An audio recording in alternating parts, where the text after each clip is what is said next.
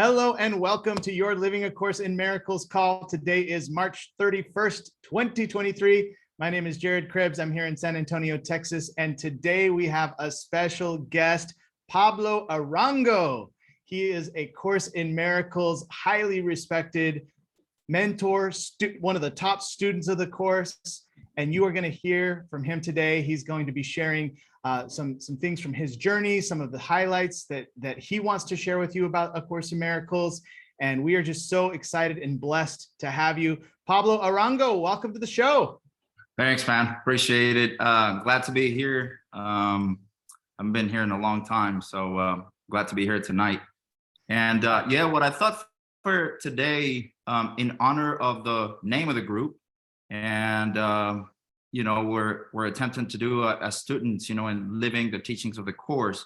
Then what I thought I would do was to share some of the things that have been useful for me in my journey, I guess, in applying the teachings. And a lot of that has to do with understanding certain key concepts that perhaps are not explained initially in very simple terms.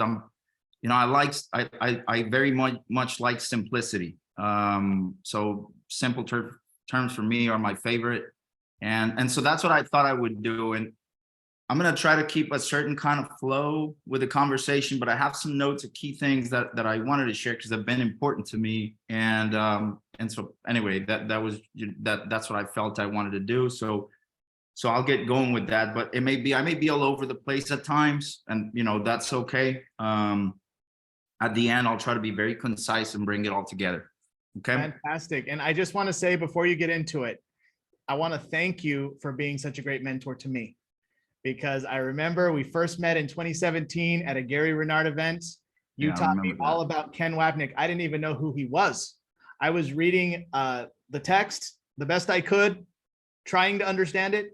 And you said, bro, you got to get Journey through the text. And it changed my entire understanding of the course, made it from here to up here as far as how I understand it, and I'm able to practice it. And I want to thank you also for the phone calls you've done with me. When I call you, I have questions, you spend time with me, you help me. So I just want to tell you how much I appreciate you. And you're such a great mentor and so highly respected. So thank you for being here, bro. Anytime. I'm glad to do it. And it's all part of that, like the course is that interlocking chain of forgiveness. It's that domino effect. We start our journey and then somebody else does. And just like I learned about the course through Gary's Disappearance of the Universe book. That's how I got to the course. If anybody had given me the blue book, I would have kept it as a doorstopper or thrown it in the fireplace. Because, I grew up in a kind of religious, a Catholic type of background in Latin America, and went to Catholic high school and Catholic university, and I didn't want anything to do with that type of language, like the Christian language. So it was through Gary that I found the course, and then it was through Gary, that same book, it was what led me to Ken's work. And of course, for us trying to get a sense of what the hell the course is teaching, nothing better than be able to share that. So I appreciate your words, and but know that I do it with very gladly. Like, anytime you call, that's why I always tell you, anytime, man, I'm happy to talk, and if I can be of help, 100%. And you how many years did you spend reading the course, and how many hours a day? Like, that always blew my mind. I know it's not about specialness, but I just want to know. No, and I don't bring that up with anyone, because our paths are very different. And so the way that happened to me may be very different from anybody else, because we have our different atonement paths, right? It just so happens that when I found the teachings of the course, everything, at the level of form was kind of perfect for me to spend the time on that. I had quit my job before. And anyway, so it was a period of about 3.5 years in which I really spent a lot of time.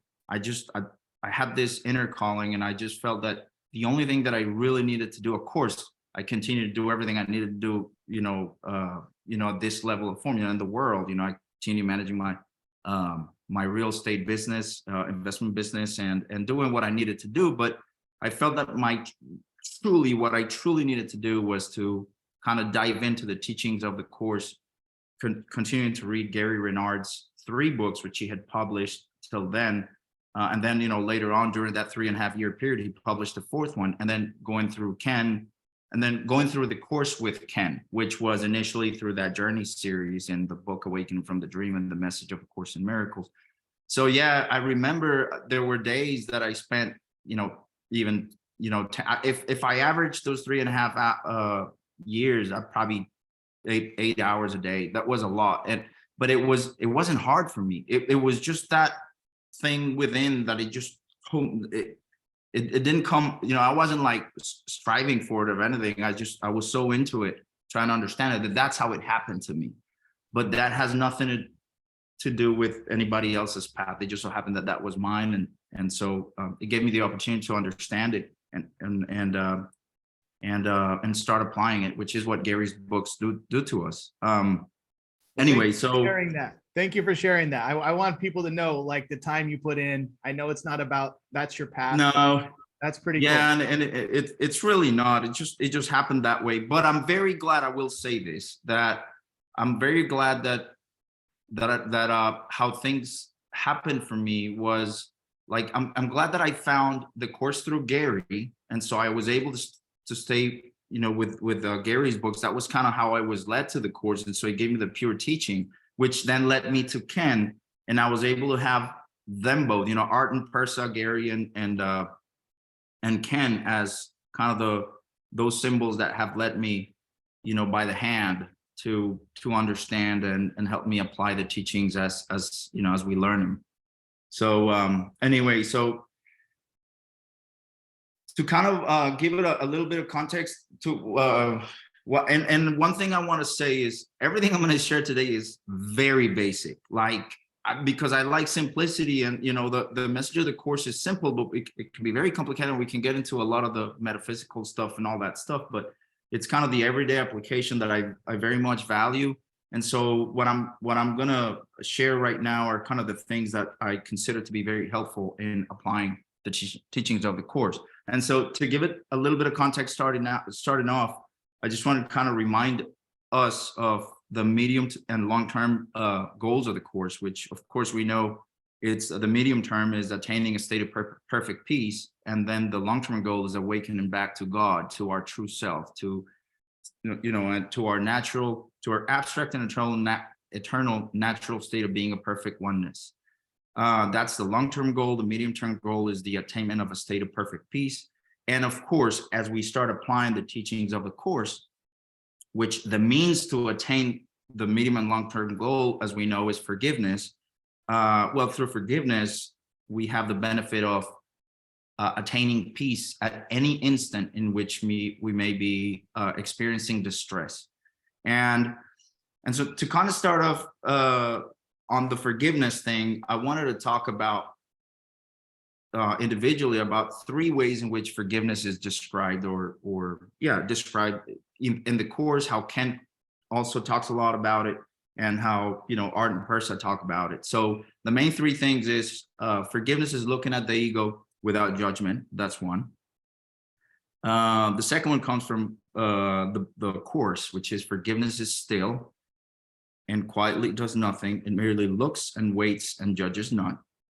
And then the third one is forgiveness seen as a choice against the ego and for the Holy Spirit.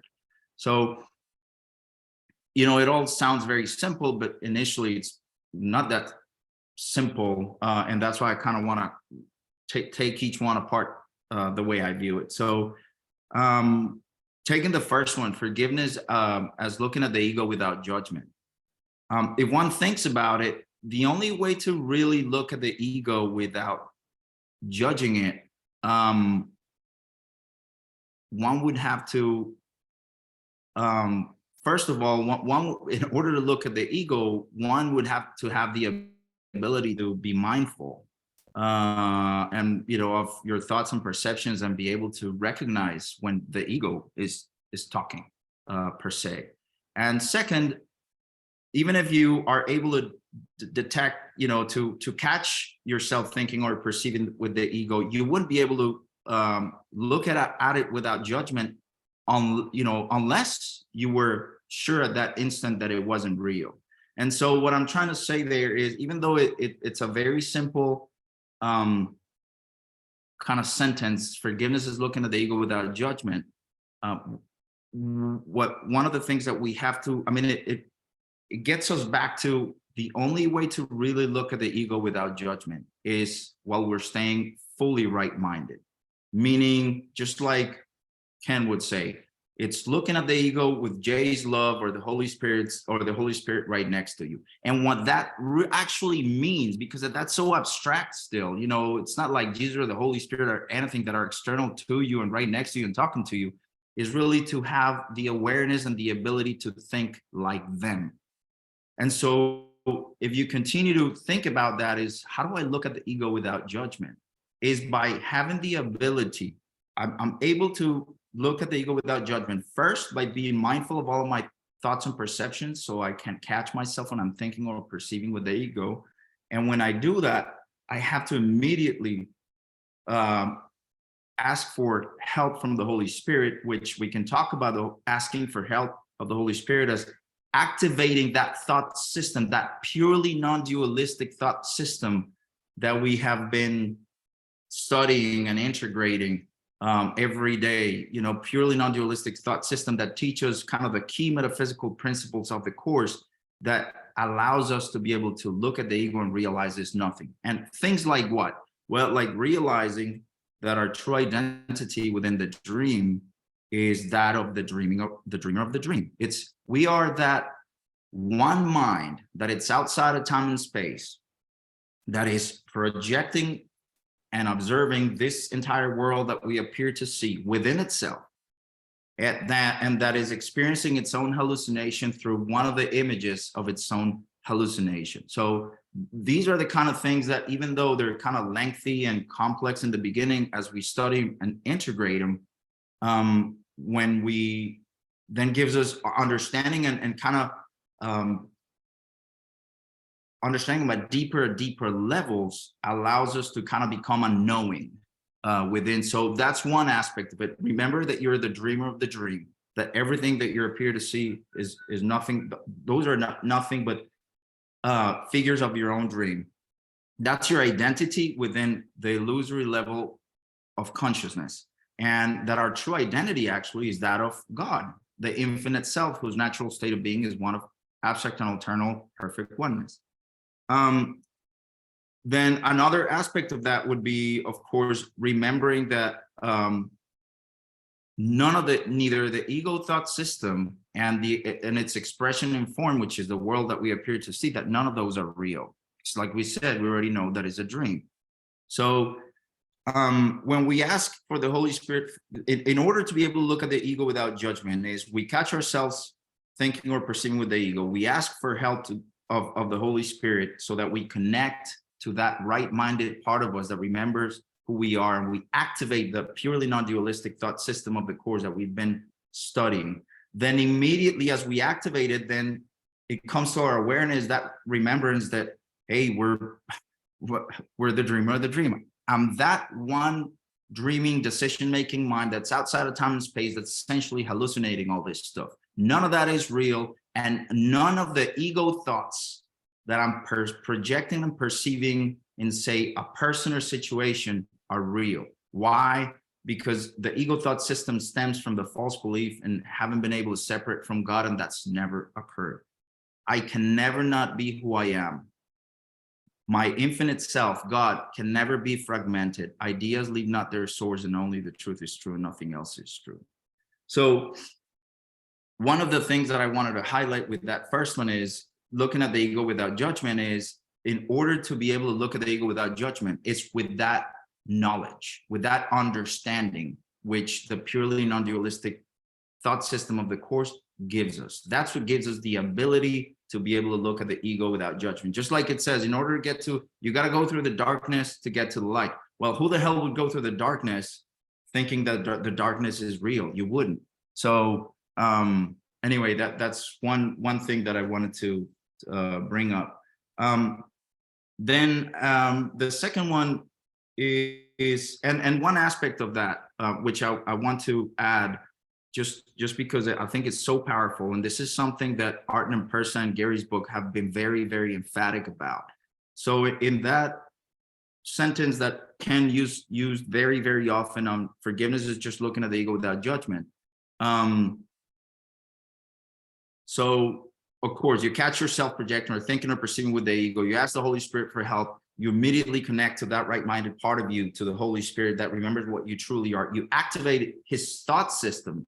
Now you have that knowledge that I just talked of, the understanding of the unreality of the dream, of your identity within the dream, and your true identity as spirit.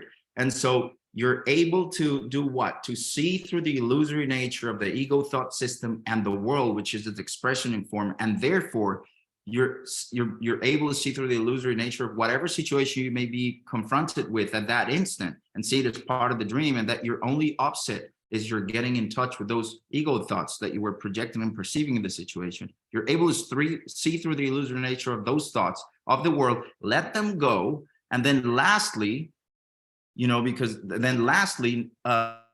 obviously, naturally, there's no judgment there because you just saw through the illusory nature of the ego in content and form. And then lastly, one thing that we always want to do is remember our true nature, which is perfect spirit, perfect oneness, perfect love. And Art and Persa have been very emphatic about that. And that's something that I employed very early on. And one of the ways that I do that when I'm by myself is I will close my eyes and I will imagine everything that I was seeing a second ago, appearing to see a second ago, just fading away within an infinite white light. And I try to enter that state of perfect peace. I try to join my true self, God. Just as I say those words, if I'm forgiving a dog for taking a crap on my driveway that I just cleaned, then I would say, I would do the forgiveness process that I do, which I'll mention later. And then at the end, I would say that dog is perfect spirit, perfect oneness, perfect love. Pablo is perfect spirit, perfect oneness, perfect love. What I am as a wandering mind truly is perfect spirit, perfect oneness, perfect love. Because my true identity is that of the infinite self, whose natural state of being is one perfect spirit. Okay. So on the second one, so that's the second one is forgiveness is still and quietly does nothing, merely looks and waits and judges not. Again, forgiveness still and quietly does nothing, merely looks. It looks at what? Well, when you catch yourself thinking, that's why learning to be mindful is extremely not, and I'll kind of summarize the reminders. But once you catch yourself thinking and perceiving with the ego, then forgiveness merely looks at what? At the ego. Meaning what? At your ego thoughts and perceptions you were having there, at the ego content that you had projected and were perceiving in a situation, person, or thing. And so it merely looks. Now you look at it. And then it waits for what? It waits for you to be able to see, so to see through the illusory nature of the ego in content and form. And then naturally it's not going to judge, because if you already know that the ego in content and form that you're looking at right at that instant is nothing, then there's nothing to judge. And so that's how forgiveness merely looks at the ego in content and form in whatever situation you may be confronted every day. And then it waits for you to see through its illusory nature, because immediately, again, this is where bringing the steps, and I'm going to mention this a little more later, but kind of having steps. I tend to be very pragmatic. I've always done it, so I kind of like things initially to be able to start applying the teachings, do it by steps. So to me, the way that Art and Persa explained it to Gary through his books were very helpful. And so, okay, so immediately I catch myself thinking or perceiving with the ego, and I ask for help from the Holy Spirit. Again, as I said before, that connects me to that right-minded part of me that remembers who I am, which is what we metaphorically call the Holy Spirit.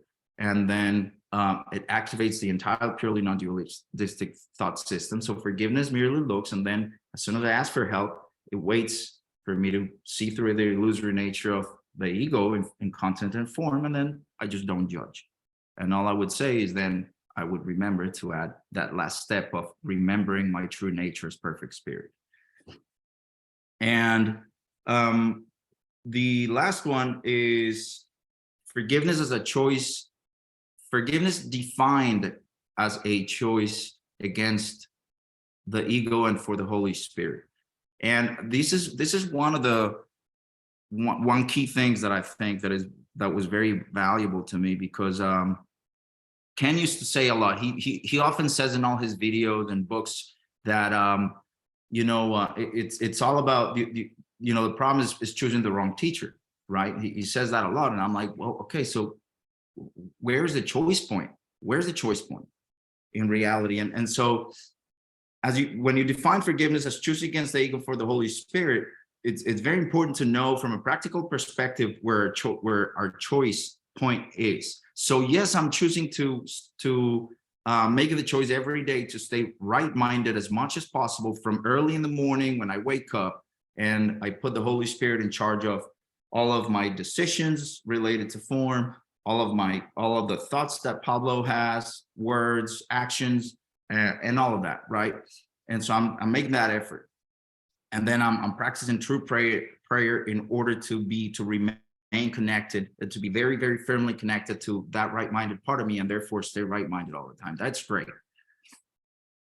But we know that whatever ego content remains in the unconscious mind is inevitably always going to be projected.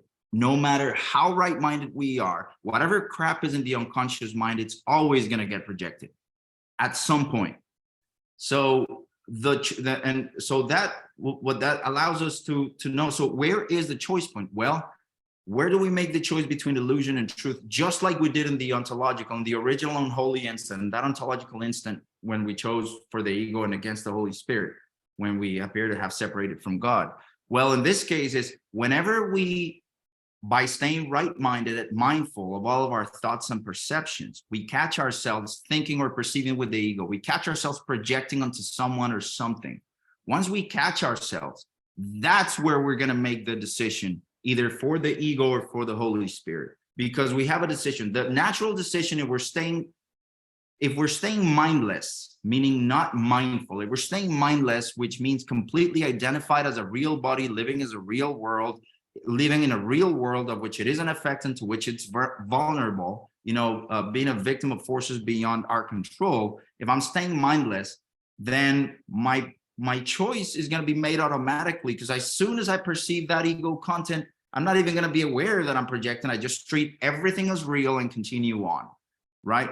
So, but once I'm training myself to stay more and more right-minded. I'm training myself to stay very, very mindful of all of my thoughts and perceptions. Then when I catch myself thinking or perceiving with the ego, that's the point where I have a decision to make. I either maintain the projected of that unconscious ego content that I'm perceiving in that person, thing, or situation, or I choose against that ego by asking immediately for help from the Holy Spirit, activating that entire thought system that reminds me of that I'm the dreamer of the dream, that everything that I'm appearing to see are images of my own dream, that my distress at that moment is not coming from the situation where someone appeared to hit my car or run over my foot, with a car. That has nothing to do with it. My upset is coming from getting in touch with that unconscious ego content that I'm projecting, I'm perceiving in the situation, which I'm up to that point I've judged as real.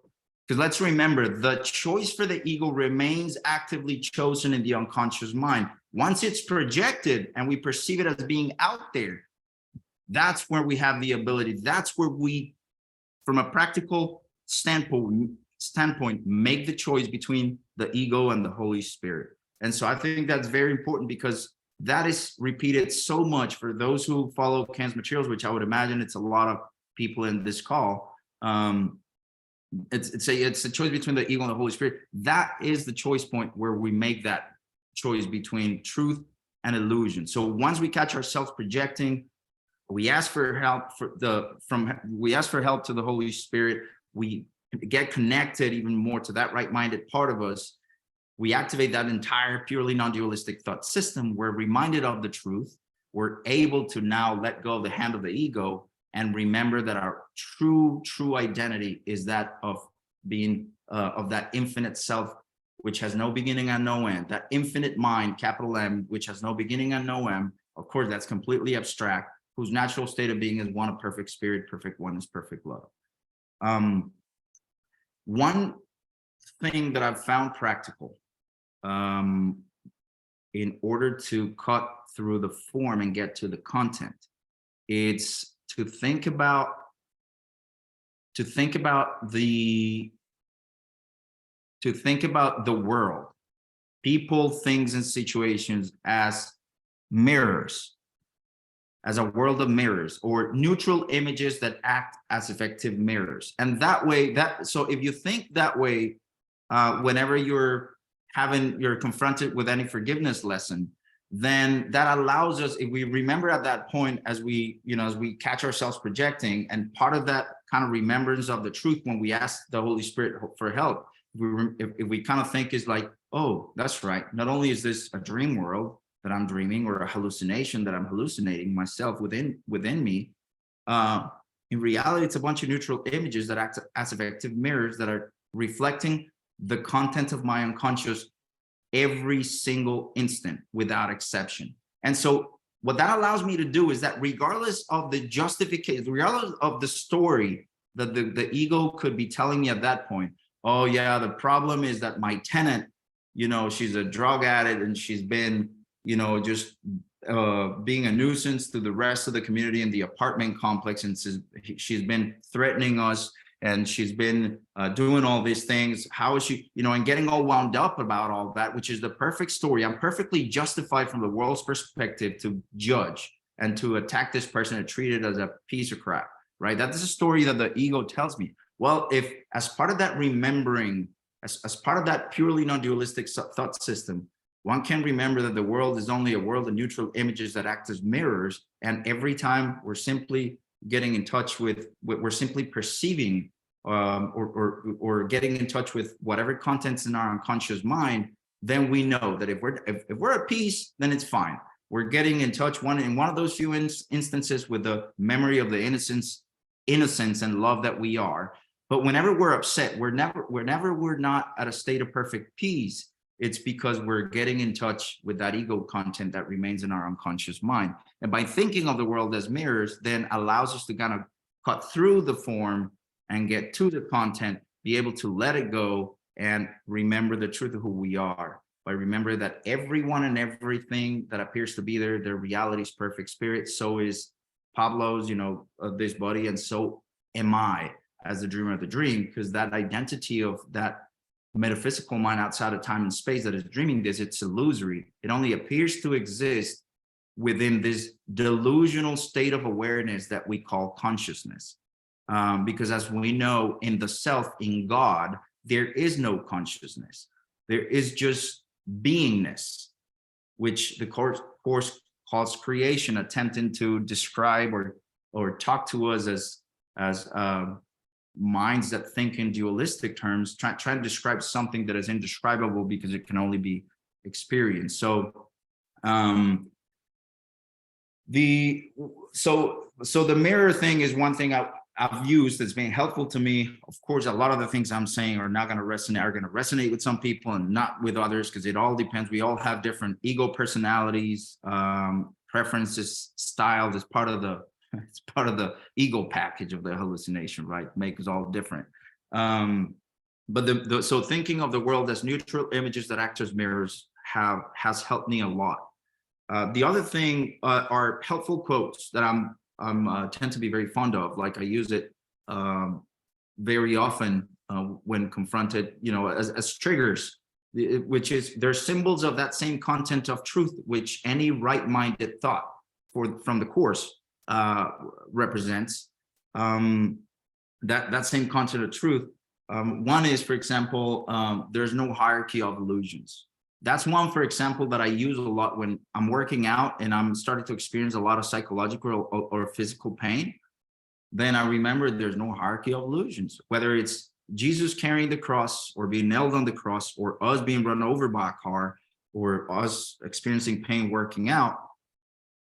It's neutral images that I'm seeing. It's simply my getting in touch with that belief in separation, loss, sin, guilt, and fear that leads us to our experience of either physical pain when it's projected onto a knee, or a leg, which is then justified by a story of how I fell off the horse and Pablo fell off the horse and broke his leg, or whenever it's psychological pain because, of the death of a loved one.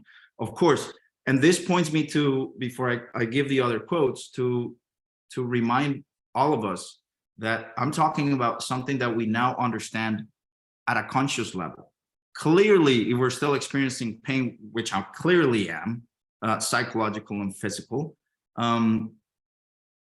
I still unconsciously believe not only in the ego thought system, but in its expression in form. And that's the whole, and so that's another thing that I think is very helpful, is to understand the difference between the conscious, your conscious awareness, and then the unconscious.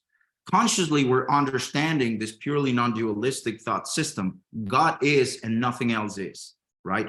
Unconsciously, we believe that we've separated from God. We desire and believe very much in the seeming individual existence we appear to have. And we certainly believe, since we believe in the larger ego thought system of one or the other, kill or be killed, sacrifice, scarcity, lack, specialness, separation, individuality, death, sin, guilt, and fear. Since we unconsciously believe in that, we also unconsciously still believe in the world, which is simply the symbolic representation of that thought system. And so I think that's very important to kind of to remember always, because it's very easy to fall into a trap as we start studying the course, or start beating ourselves up whenever we're like, well, if I already understand this, how come I'm still like getting caught up on these things? How come I'm still getting upset with this stuff if I already know it's not real? Well, crap, you know it's not real at a conscious level, but unconsciously you still believe in that. And so every time, what we're doing through forgiveness, every time that we forgive, is we're undoing that belief at an unconscious level. We're weakening that belief. That's where the peeling of the onion is very useful from a visual perspective, because all we're doing is like taking layers and layers of belief in the ego thought system in the world. Layers every time. That's why a miracle is never lost. Every time we forgive, we're weakening that thought system, whether we believe it or not. It's happening every time. Instead of maintaining our unconscious belief in the ego thought system and the world intact and our seeming individual existence, every time we forgive, we're weakening that belief over and over, over and over. And we start removing, and as we weaken that belief, then not only our perception starts getting right side up, we're able to stay right-minded more often, we experience peace a little more often.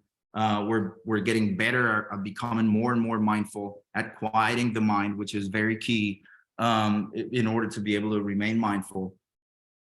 So anyway, so that's that the difference between the conscious and unconscious level, I think it's very important and very helpful. So we don't get hung up and start beating ourselves up when we're still, getting caught up in the same silly crap that we always got caught up before, and which is another thing that it's important to remember that whatever content is in the unconscious is going to get projected, which is what I'm saying. If we still unconsciously believe in the ego thought system, which means there's ego content in our unconscious, that's inevitably going to get projected.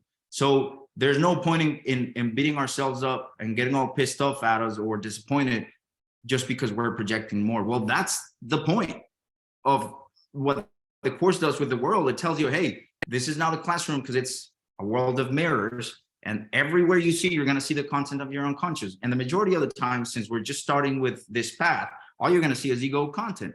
Instead of like getting pissed because you're projecting, because now you consciously already understand the truth, then don't get pissed. Actually take advantage of the opportunities on every day, every day, every hour, every minute, every second.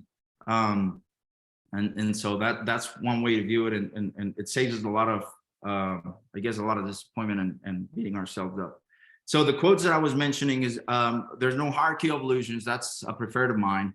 I'm never upset for the reason I think, and I can see pieces instead of this. That's another one. Because I'm never upset for the reason I think, is because when let's say we're very caught up in the world. I'm working, I'm very busy or doing whatever. I'm very caught up in the dream at that instant, because even as we strive to stay very right-minded all the time, there will be times where we will pull away from that and again get zoomed in the world. And let's say we're at an instant where we're caught up in the dream, and all of a sudden something happens where with a coworker or something, and you get pissed, and you think, and because you're here, you think that you're getting pissed because he messed up your presentation. And then that's I'm never upset for the reason I think. Of course, that's kind of another, that's a symbolic, that's a symbol that gets you connected again with that right-minded part of you that remembers what you are. It activates spirit. It activates the purely non-dualistic thought system of spirit that reminds you, of course, I'm never upset for the reason I think. I'm just projecting, I'm perceiving ego content in this situation, in this person. That's the only reason why I'm upset. And I can see peace instead of this. All I got to do is what? Forgive. Now that I realize that this is happening, let go of that, whatever ego content I was getting in touch with. You're getting pissed. It's your unconscious sense of or belief in sin and guilt that you're putting out there because you want to see it in them and not in you. And then you just remember that's all illusory, because I've never, the separation from our true self from God has never occurred. So all those thoughts are completely illusory. They have no foundation. They're completely unnecessary. You can let it go at that instant and remember the truth of what that person is, what Pablo is, what you as a dreamer of the dream really are, which is that infinite self, God, perfect spirit. Another quote, so that's another one. So there's no hierarchy of illusions. I'm never upset for the reason I think. I can see peace instead of this. And another one is that I use very often is one problem, one solution. What is the problem? If you think about it, what is the problem? The Course says a sense of separation from God is the only lack you need correct. So I define it in my own words, and I say, the one problem is my unconscious belief in the ego thought system and its expression in form, the world, and the huge, part of the huge part of the problem is my decision to maintain that belief intact whenever I respond with judgment and attack, whenever I catch myself thinking or projecting with the ego. So the problem is, yes, my unconscious belief in the ego thought system and the world, which is there because I chose it in the original and holy instant, and it remains actively chosen. And the addition, in addition to that, part of the problem is that while reviewing mentally what's already gone by, this world that we're projecting and perceiving within ourselves, part of the problem is whenever I, instead of forgiving, I choose to remain mindless and judge everybody on their mom, because all I'm doing is keeping my unconscious ego beliefs intact. That's all I'm saying. So what is that? So what's the problem? My unconscious ego belief in the ego thought system, the world, and my continuing to choose the ego. What's the solution? Well, the miracle, forgiveness. All I got to do is choose differently as I watch the movie. Yes, I chose at some point, that original and holy instant I chose wrongly, but that's why it's in that section of the Course where it says, well, how could that have happened? It's like, well, you ask that question while you're continuing to make the same choice. That's the same choice that we're making every time that we don't forgive. We're continuing to choose in favor of the ego, which is, what we talked about earlier about choice between ego and the Holy Spirit. We know where the choice point is. So that's another kind of quote that I always remember is one problem, one solution, to kind of get out of, if I'm caught up in the dream, if I remember that, it'll snap me right back out and get me connected to the Holy Spirit, to that right-minded part of me. It brings that thought system, purely not realistic thought system, that reflects the truth and reminds me of the truth at that instant. And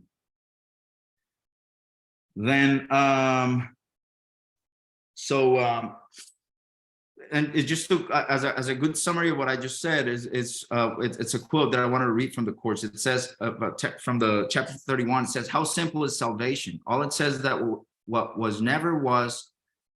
how simple is salvation? All it says is that what was never true is not true now and never will be. The impossible has not occurred and can have no effects, and that is all.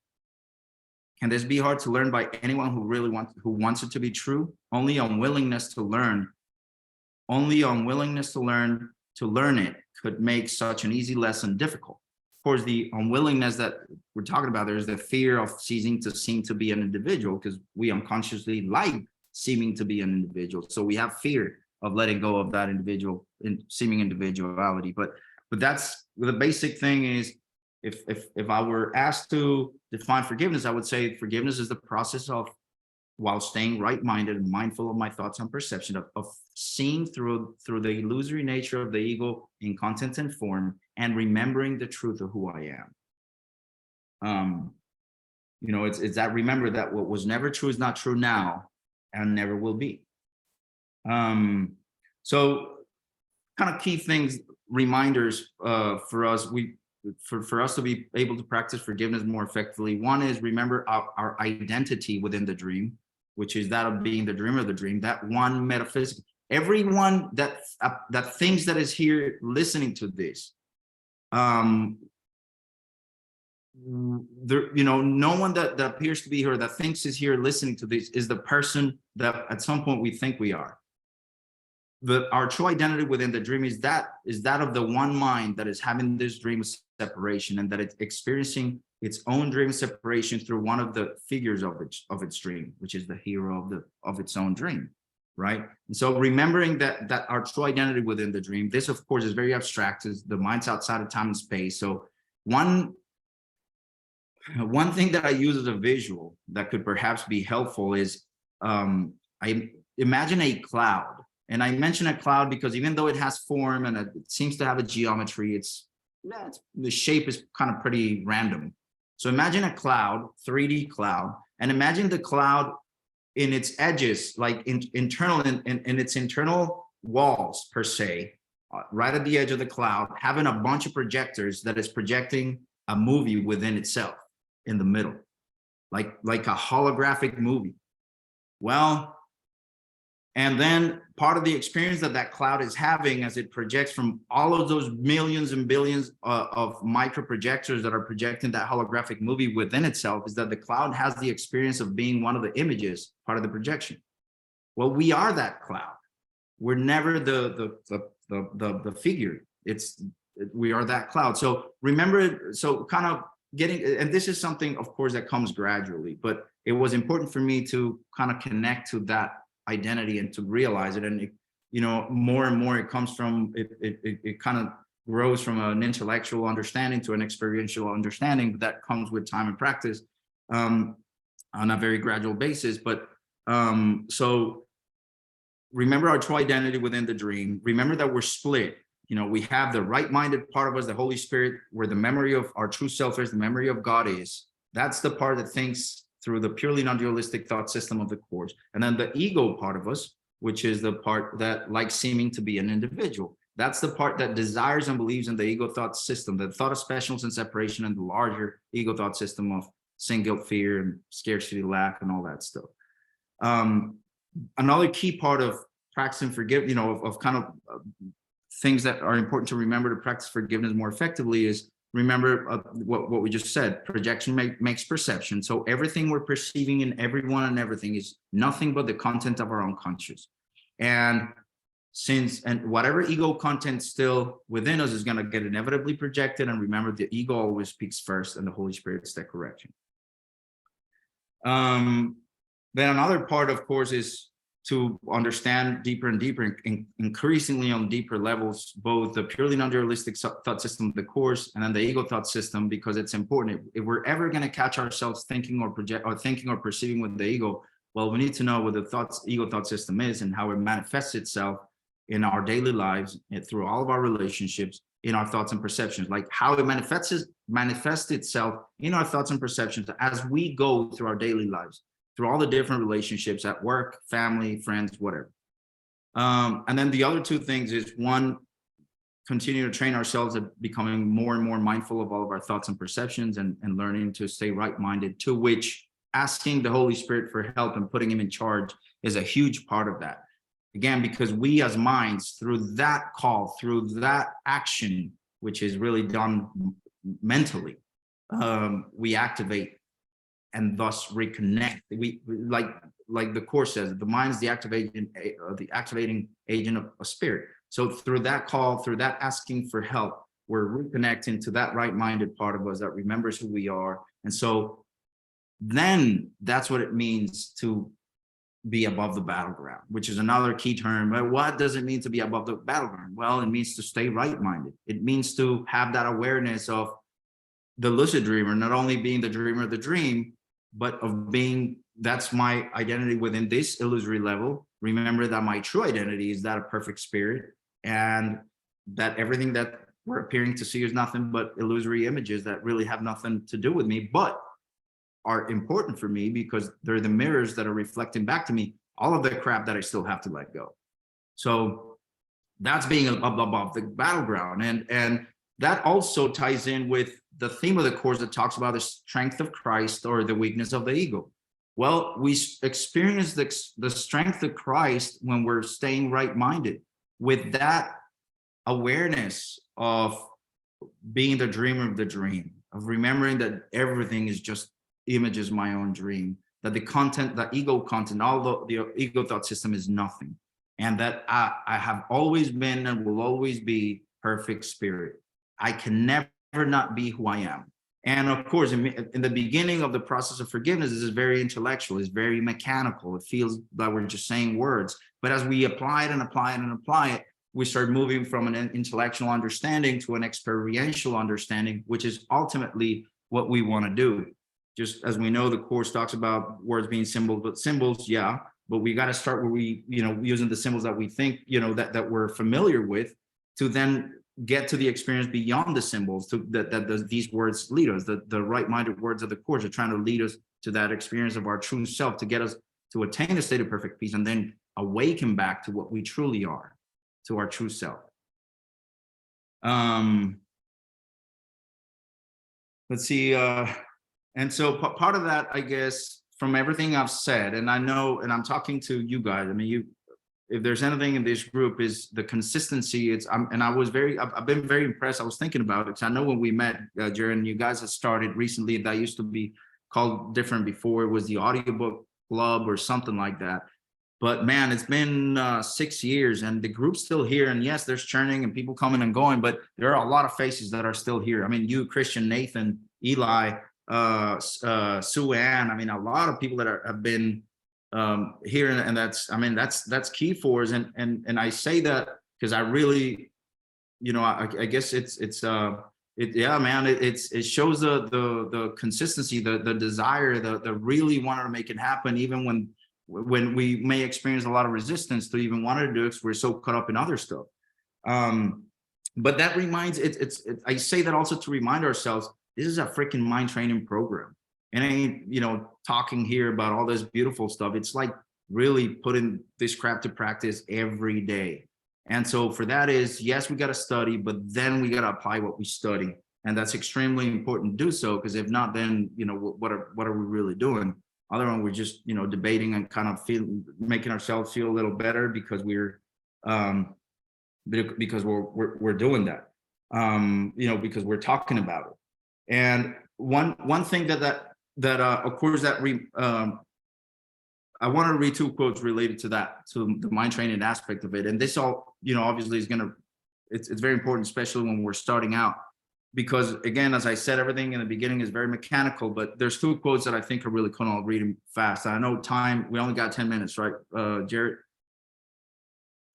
Yeah, but I mean, if people have questions, or depends on your time as well. So, dude, I'm good to go. It's up to you guys. So I kind of let inspiration take me to get these notes. So beautiful. Well, thank you for that. And yeah, say what you need to say. And whenever you're ready to open up for questions, we certainly can. Okay. So as part of that, again, this is a mind training program. We study and we apply. And that is it's a very important, never lose sight of that, because it's that discipline, consistency, determination, and perseverance that's going to lead us to the ultimate goal. Not only is that what allows us to attain a state of peace anytime we're experiencing conflict, but will eventually lead us to that end goal of attaining a state of perfect inner peace, where it's now completely permanent. And then, of course, once the body kicks the bucket, we just, waken back to truth, to our true self. But it's doing the everyday work that will get us there. So, and of course, for that, we need to be very motivated. And I wrote a quote here, because we're never going to be very motivated as long as we think we're going to be, as long as we feel like the world somehow can make us happy. If we really think, and of course, this will come from an unconscious level, not so much from a conscious level, because we're talking about it, but there's that unconscious pull where we think a boat or another house or a car or a girl or a baby or whatever is going to make us happy. And it's kind of having that in mind every time that comes, that desire of anything, or the thought that something in the world could make us happy, be able to catch it and forgive it. Like the Course tells us that all the roads of the world, they only lead to disappointment, nothing else than death. I mean, there's nothing, I don't know how many times we've tried buying things, doing things, there's always something missing, or whatever. Whenever we get what we think makes us happy, it either breaks or gets stolen or it dies. And that's the truth. I mean, there's no way to sugarcoat it. You can put perfume on a turd, but it's still a turd, It doesn't matter how much perfume you put on. So that once we start connecting with that reality, with that fact that nothing of the world is ever going to really make us happy, then that's what really gets us wound up and motivated into getting into the studying of the Course and the practice of the teachings. And this is a reminder for when we're starting. It says the miracle is taken first on faith, because to ask for it implies that the mind has been made ready to conceive of what it cannot see and does not understand. Yet faith will bring its witnesses to show that what it rested on is really there, and thus the miracle will justify your faith in it. So I wanted to mention that, because I'm aware that when we all start, everything is so mechanical. We don't really know what the miracle does. We don't know what forgiveness is. We're just, it's a steep slope. And so initially it's just that recognition that the truth behind, that's what is behind the words is the truth. And that's what really something, we have that deep knowing, and that's what motivates us to start. But then it says, it also says, vision will come to you at first in glimpses, but they will be enough to show you that what is giving you who see your brother sinless. But vision will come to you at first in glimpses, but they will be enough to show you what is giving you who see your brother sinless. Truth is restored to you through your desire, as it was lost to you through your desire for something else. Desire now, it's undoing, meaning the undoing of this something else, and it is done for you. So it's really, again, it's a mind training program. Initially, we don't know what we're doing. That's when we really got to have faith, because we have the recognition of the truth behind the words. We put in the work, we study, we're patient with ourselves, we're gentle with ourselves, but we put in the work. And we just keep that burning desire to get to the end goal present in our mind, so that continues to fuel our motivation to put in the work.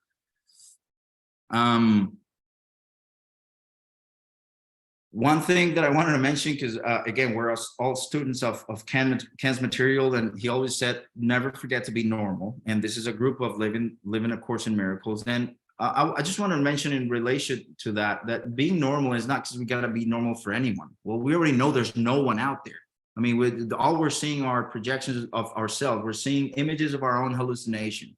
So it's not about being normal for anybody else. It's because the minute that we think that the problem lies in form, if we start being not normal because we think we got to make changes and be different and talk different and appear different, about how we say it, what we say, then we're clearly saying that form is important, and form is causative, because it clearly, I wouldn't be doing it if form didn't have an impact of me. And so if I'm saying that form is causative, we know per the Course, if we're saying form is cause, then we're saying form is real. And if form is real, then its underlying thought system, which is its source, the ego thought system, is real. So the minute we're not normal, that's one of the reasons, if we start not being normal and we start falling into the trap of doing things in form and not being normal, we start making form real unconsciously. And we're doing exactly the opposite of what we are trying to do with the course, which is get rid of the ego content that's in our unconscious, undo our unconscious belief in the ego thought system. And so we would be doing the exact opposite the minute we fail to be normal, because we start making form very real, which is the same thing that we do when we try to deny things in form. Let me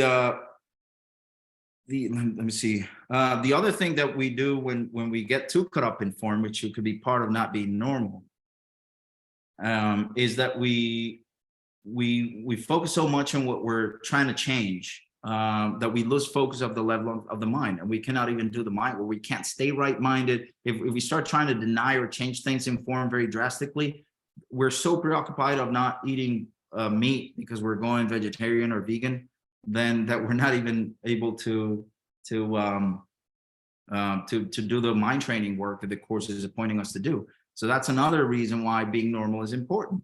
We don't have to change it. We continue with our roles. We continue doing whatever we do every day. We just focus on the level of the mind, and then that's it. And then if any habits are going to change, are going to be simply a natural change that comes natural just because you don't value. So I used to value a lot racing cars, and now I'm not into it. So I just quit racing cars, but not because I thought racing cars was special. And so I'm very spiritual now. So I'm not going to race cars and go show my car because I'm very spiritual. And then all the time I'd be focused on how I'm not going and racing my car and showing my car when I really unconsciously value it so much. And I'm so focused on that I'm never right-minded, I'm never mindful, I'm never forgiving, and I'm not doing jack crap other than telling people that I'm very spiritual and I don't race cars anymore. And the other thing is that sometimes as we start studying the course, we may have a lot of moments of a lot of clarity, a lot of clarity about a lot of stuff. But the importance of being normal there is we may have a lot, like certain inspirations, you could say, or I wouldn't say even inspiration, I would say impulses, which are egoic.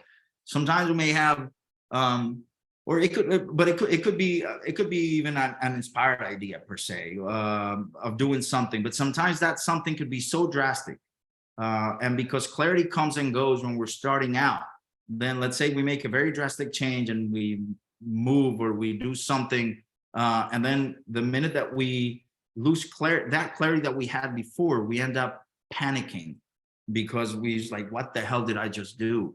So that's why it's so important to be gradual and not do anything drastic. Just start studying. We start studying the course, applying the teaching. We don't do any drastic stuff. They'll just continue to be normal, continue to fulfill the roles. And as we go on, we start to discern more what's inspired and what's not. And we allow ourselves to flow with whatever we feel guided and inspired to do. But that's kind of a part of that being normal.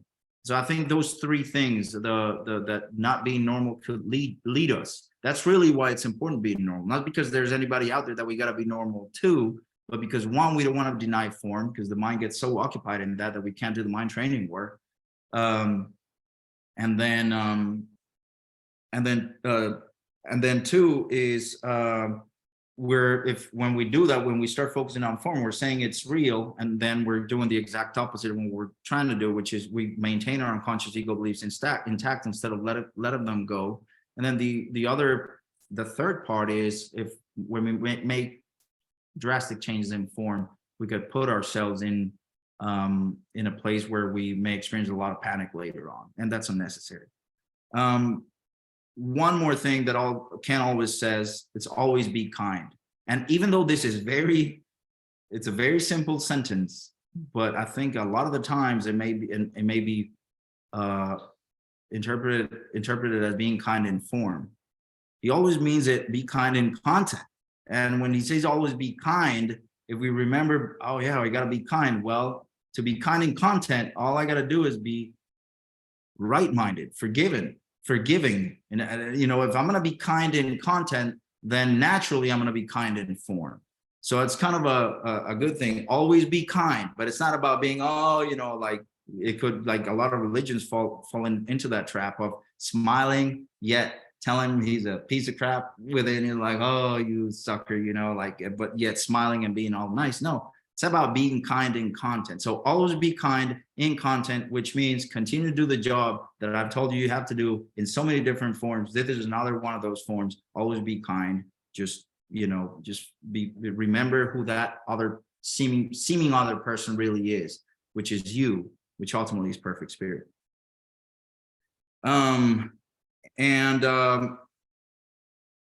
Okay, so I got two. Well, I'm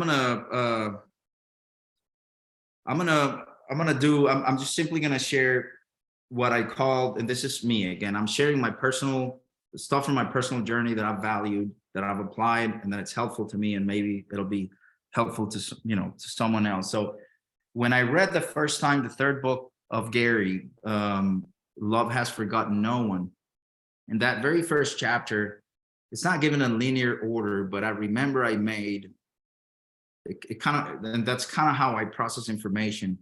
It led me to what I called the 4-prong formula to enlightenment. And I kind of summarized the formula to enlightenment as: one is stay right-minded. That's the first. Perceive everything truly through true forgiveness and spiritual sight, which we talked about. Leave all decisions related to form to the Holy Spirit, and practice true prayer, the original form of prayer. And if we do those 4 things and we really focus on that, that'll lead us to enlightenment. That's how, in that first chapter, that's what I got from there. And that's something that I always keep in mind. That's my formula right there. Again, we all will have our own words that we used to forgive. But if you think about it, in what I shared with you today, I've shared things about staying right-minded and how asking the Holy Spirit for help is so important, because it's what gets us reconnected to that right-minded part of us that remembers who we are. That right-minded part of us is the wandering mind, in which the memory of God abides, memory of our true self. When we ask the Holy Spirit for help, we're reconnected to that part and activating the entire purely non-dualistic thought system, which reflects the truth and reminds us of the truth at any instant, no matter where we appear to be. It's ours right then, and we are able then to forgive, which is, again, the 4-prong is stay right-minded, pursue everything truly, true forgiveness and spiritual sight, leave all decisions related to form to the Holy Spirit, and practice true prayer. And then, so the second is forgiving. Each one of us will have different words that we feel comfortable with in order to forgive. Now, one thing I will say is something that I found very, very, very valuable. I think Ken, from what I've seen, Ken used to be a lot more abstract in the way he practiced forgiveness. But I think the reason for that is that he was enlightened pretty early on. Or at least very close to being enlightened. And so when he read the course, for him, everything he was reading was a given. And, you know, if you read his biography and symphony, I can't remember what is the name of the something symphony, which is his autobiography, which is there. He shows how he essentially did the majority of his spiritual work through Beethoven. Initially, like classical music was kind of the biggest thing. So I think one of the reasons why he was so abstract and so different, for example, from I think Art and Persa are much more specific, which I relate a lot to that, because I'm not in the position that Ken was, where he essentially knew everything already by the time he got to the course. So for me, when Arten and Persa said to Gary that having forgiveness thought processes is how you become a master, that was huge for me, because then not only I always employed, and again, I changed the words of the thought processes, forgiveness thought processes that Art and Persa gave Gary in his first 3 books. I always employed those, and I changed certain words to accommodate, especially the first one. Because if you look at the forgiveness thought process that was given to Gary and Disappearance of the Universe, the entire metaphysical context of the course is there.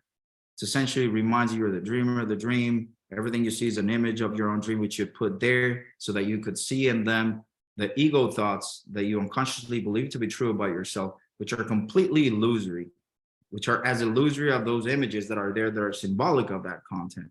And none of that is true, because what you truly are is perfect spirit. So if you really think so each one of us, when we forgive, we'll employ different thought processes that we resonate more with, or words that we're more comfortable or familiar with. But anyway, I just wanted to highlight on that second aspect or second prong of my 4-prong formula for enlightenment, which is not mine, it was given to us by Art in Person. That having forgiveness thought processes for me has been huge. Obviously, all of that becomes then a knowing, but I still use a lot of them. When I get caught up with stuff that is very intense, I use the huge one, the one with the whole thing in it. I remind myself of everything I've been saying here. I remind myself of my identity within the dream. I remind myself of the illusory nature of the world, of the ego content I'm perceiving. And then at the end, I remind myself of the truth of who I am and everything that I appear to see is. So I wanted to highlight the importance that for having forgiveness thought processes has had for me, which then will translate into a simple knowing.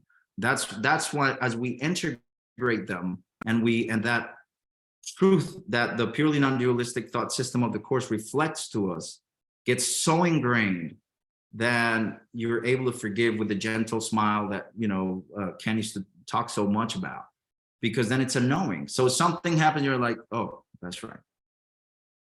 And it's in that's right. And the gentle smile, there's that complete knowledge on an intellectual and experiential level of what we're talking about. Nothing's here. What I am, have always been, and will always be is perfect spirit. And nothing that appears to be happening here has anything to do with me. And then the third prong, and of course, throughout all that, we continue to be normal, as we were saying, fulfilling our roles, doing what we need to do. But this is at a mind level. The third prong then is leaving all decisions related to form to the Holy Spirit. And on this, I haven't expanded on that. And what it really, I think you guys are going through the Song of Prayer, the group now, right? And so initially, the Song of Prayer talks about, how we initially pray for specifics, because we got to start somewhere. And for us, just praying for specific is a very great step, because at least we're now seeing something greater than the us that we perceived ourselves to be. So now, even though we don't know what the Holy Spirit is, we most likely perceive it as something external to us, or as an entity that is within us. And we probably think of our mind as if the mind is of the brain. And so we think, even still, while we have that identity, asking for specifics is important, because we're seeing something greater than us. And so that allows us to take the next step. But as Ken repeatedly says, it's important for us to grow from that, because ultimately we get stuck in asking for specifics. We're always making form real. We're saying, my problem is in form, my solution's in form, and crap, the Course is actually telling us there is no form. There's never a problem in form, because the one and only problem is my unconscious belief in the ego thought system and the world, which is symbolic of that, and my continuous decision choice against or consider decision against truth and for the ego. That's the only problem we have. And so there are really no problems outside. Every problem that we perceive to be in the world is a problem that is symbolic of the one and only problem. But if we continue to ask for specifics, where every time we ask for specific, we're saying form is real and the ego thought system is real. So we're really making no progress from that perspective in undoing our unconscious belief in the ego. We're continuing to reinforce, or not reinforce, I'd say, reinforce or maintain intact is the word I use. The words I use for that, we maintain it intact. But there's something to be said. So considering that, we got to grow from that to understand then that when we ask for help from the Holy Spirit, in reality, it's always asking for help in staying right-minded and perceiving everything truly. Because again, if we ask for specifics, we're bringing truth to illusion instead of the illusions to the truth. We're making form real. We're keeping our unconscious belief in the ego thought system intact, and we don't want that. That's opposite to what we're trying to do.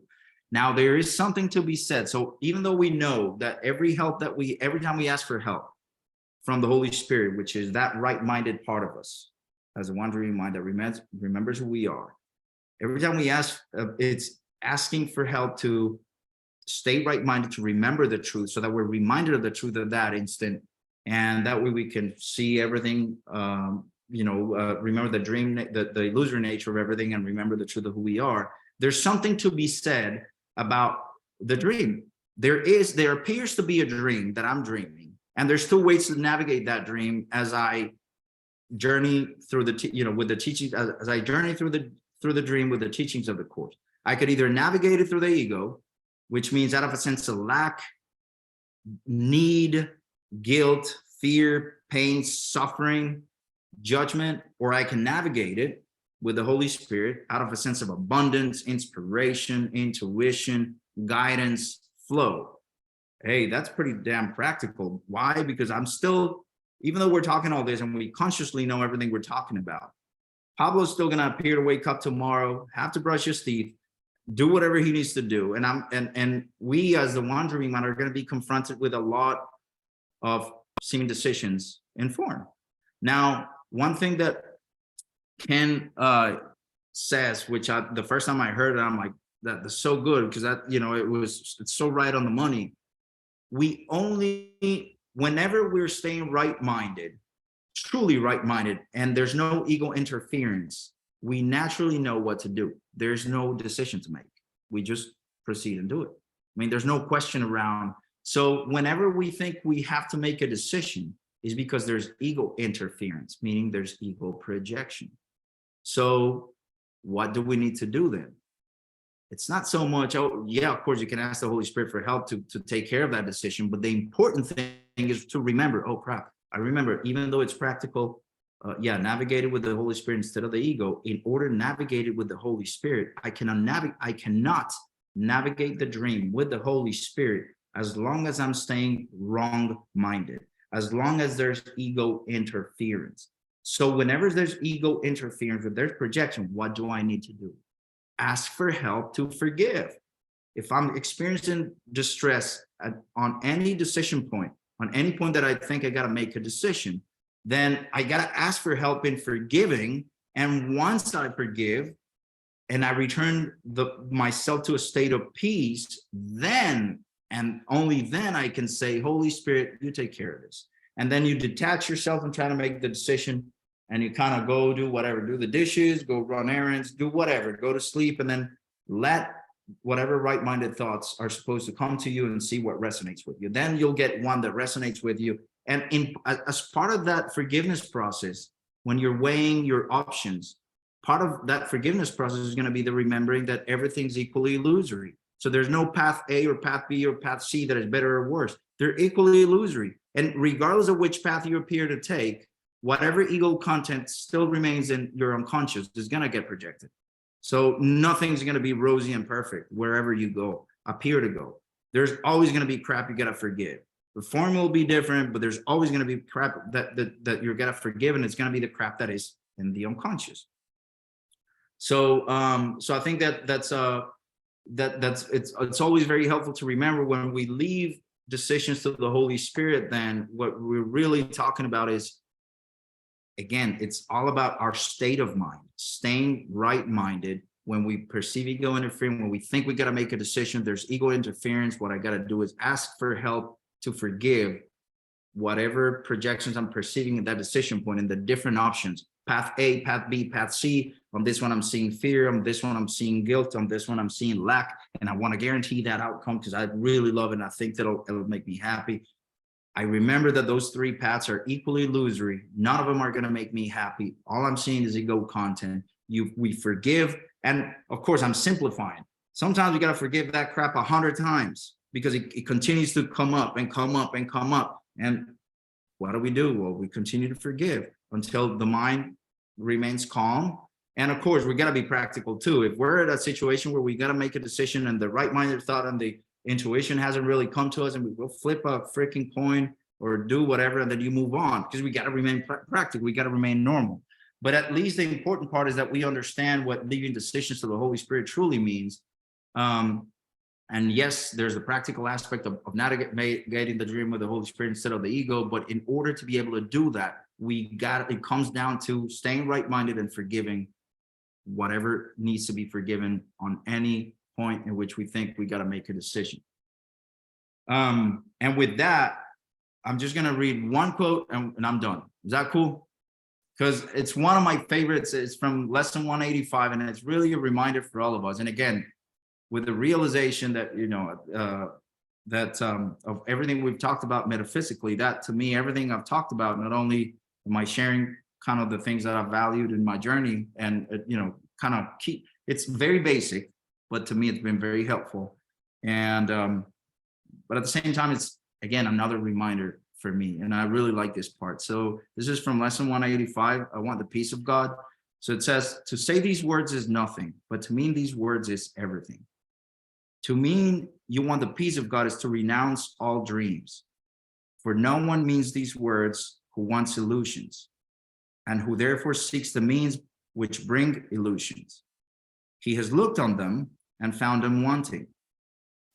Now he seeks to go beyond them, recognizing that another dream would offer nothing more than all the others.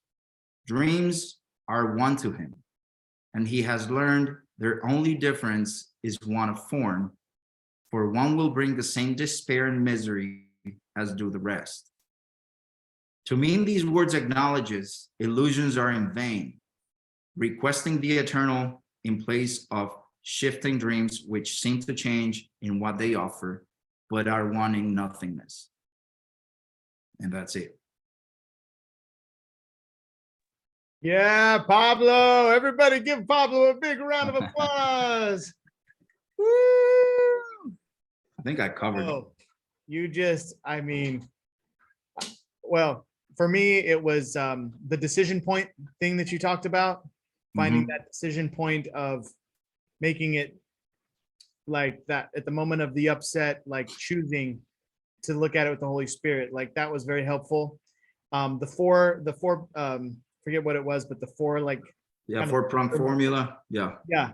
For enlightenment. Like I'm going to be listening to this again because it's just, I want to hear it again. And you really gave so much value, and you just were a conduit for this content today. So thank you so much for doing this. Yeah. I as I said in the beginning, I shared a lot of like little things that, well, they're all connected, but I kind of shared them in a, it was quite a few little things, but I think maybe during our replay, somebody could probably resonate with a few of those. Oh yeah, 100%. So what I want to do here, just question wise, is open it up for maybe a couple of questions, because Crystal's got dinner. So I have maybe like 10 minutes before I got to go. But I do want to say we have a question that was submitted by Carla Elizondo. So I want to start with this question. I'm not sure if she's still on, so I'm just going to go ahead and ask the question for her. She's in California, and she asked in the chats, she sent me a direct message. So here's what she says. How do we discern between guidance from the Holy Spirit versus desires from the ego? That's her question. Yeah, I think part of that one is the experience of the thoughts that we just like, and I'm going to respond with something that I realized I didn't cover, which is important. And what I share the way I do it. So one of the things, kind of the trigger points that I use mentally, are the things I realize I gotta forgive when I'm catching myself either thinking of perceiving with the ego, which means thinking in terms of differences, comparisons, needs, judgment, fear in any of its forms, anxiety, worry, panic. So essentially anything that reflects the complete ego thought system of one or the other, kill or be killed or sacrifice, scarcity, lack, specialness, separation, individuality, death, sin, guilt, fear. Now that's if you can. So if you really think about that, when you catch any thought, remember, a thought can never be neutral. There are no neutral thoughts. We either reflect the truth or we reflect separation or any of these aspects of the ego thought system. So whenever we have a conscious specific thought about anything relating to this dream world, there's going to be it either reflects the truth or it doesn't reflect the truth. Sometimes we can, as we progress, our discernment becomes better and better at detecting if it reflects differences, comparisons, judgment, lack, need, fear, whatever. So one way to do it is to become very good at that. But the other part, so again, what I say is I got to forgive whenever I catch myself thinking or perceiving with the ego, or catch myself experiencing any negative emotions, or catch myself mind wandering, whether past, thinking of something that was so good that I miss. And so, I'm perceiving lack because I had it then, I'm not having it now. Or whether I'm mind wandering about something in the future because I think when I get it, it's going to be so good. Lack, which is its desire its source is lack, because I feel I'm not complete. And so I need something which I now perceive to be outside of me, which are all of my perceived needs really are just acting out my unconscious sense of lack. So I may be thinking about a future thing that I really want to get because I think will make me happy, and it's just simply reflecting that unconscious sense of lack. Or something that I want to make sure it doesn't happen because I think it'll be destruction for me. And so it's my fear of God's punishment, and ultimately the fear of fear of the atonement, fear of God's oneness, which is being acted out by that scenario in which there's destruction. I think the cause of my fear is out there, but it's really my unconscious fear of God's punishment and fear of the atonement. So those are kind of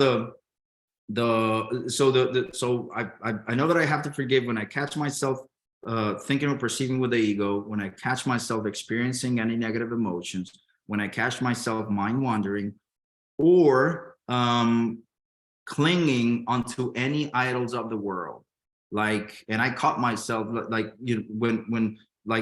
I was gonna buy a car last year, man, I found myself just clinging onto the freaking car, and I'm like, wow. And and you gotta forgive it. You gotta forgive it. You gotta forgive it. You gotta forgive it. And I was, fully aware that all I was seeing was my unconscious sense of lack not being reflected by the car, which I know is fully illusory consciously, but there was my unconscious and lack just getting projected over and over. So to Carla's question specifically, so one way is you may be able to discern it kind of as you get better at discernment, just seeing the quality of the thought. If it reflects unity, if it reflects truth, if it reflects oneness, then it's the Holy Spirit. Or if it reflects differences or any of the other aspects of the thought system I just mentioned, then it's the ego. That's from a more of a kind of an intellectual perspective.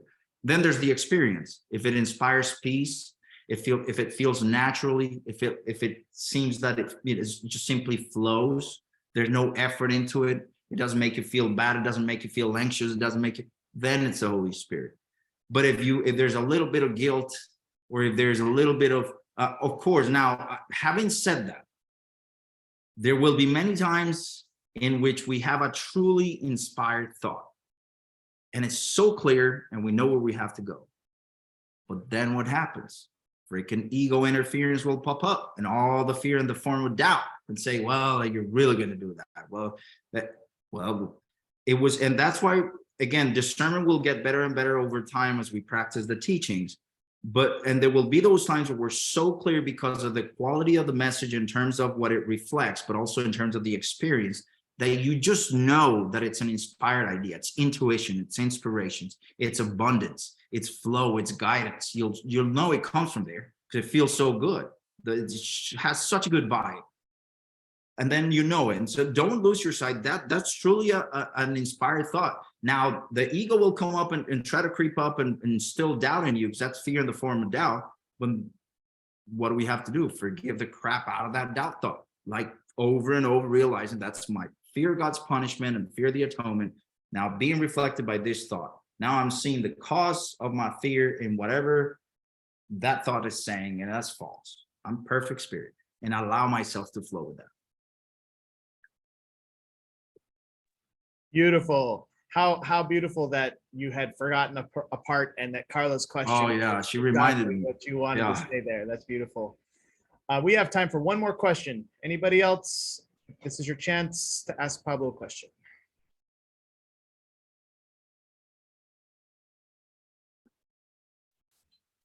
Okay, so Michael Jokinen asks, do you make an effort to search for stuff to forgive, or do you just allow the upsets to come to you?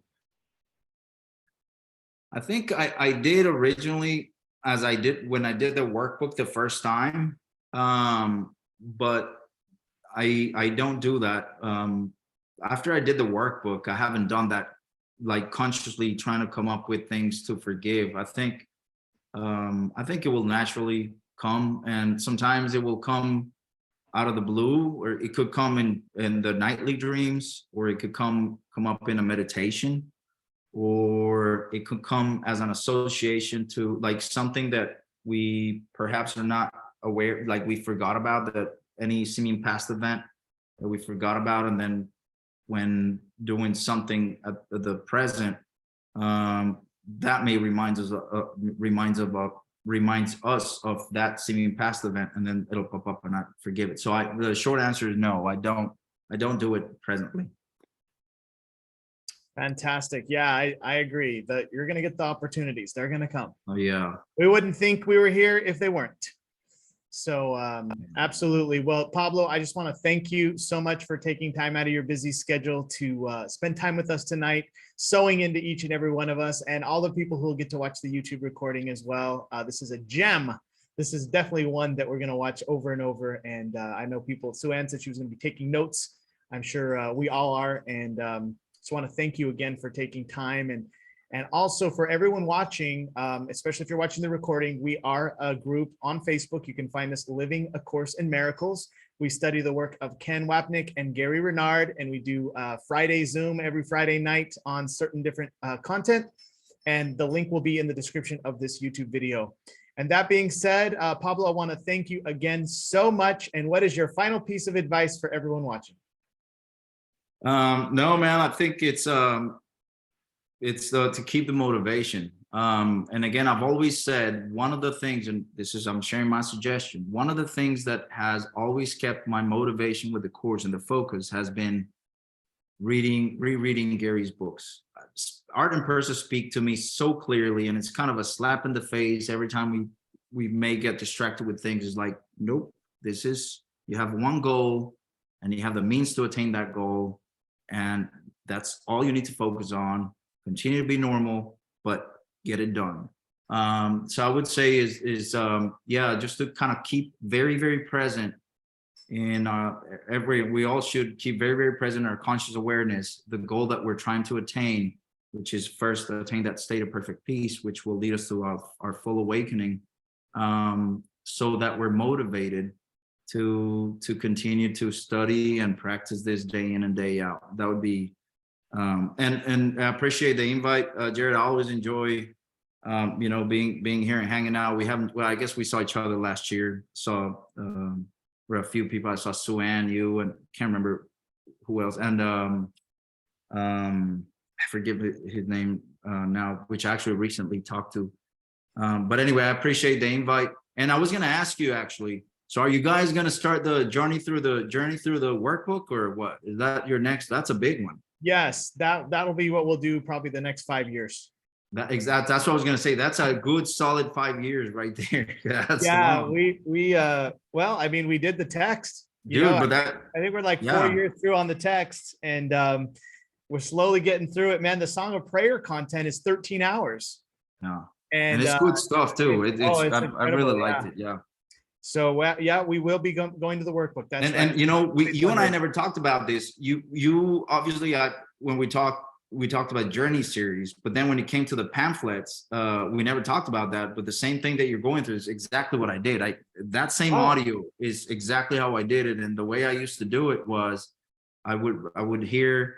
So after I finished the workbook, when I was going to start the text, I kept the advice from Art and Persa, reading 2 pages of the course per day. So I would read first the chapter of the text with Ken complete, and then I would do 2 pages a day of the course. And of course, that took me years. That's why it took me 3.5 years to go through the whole thing.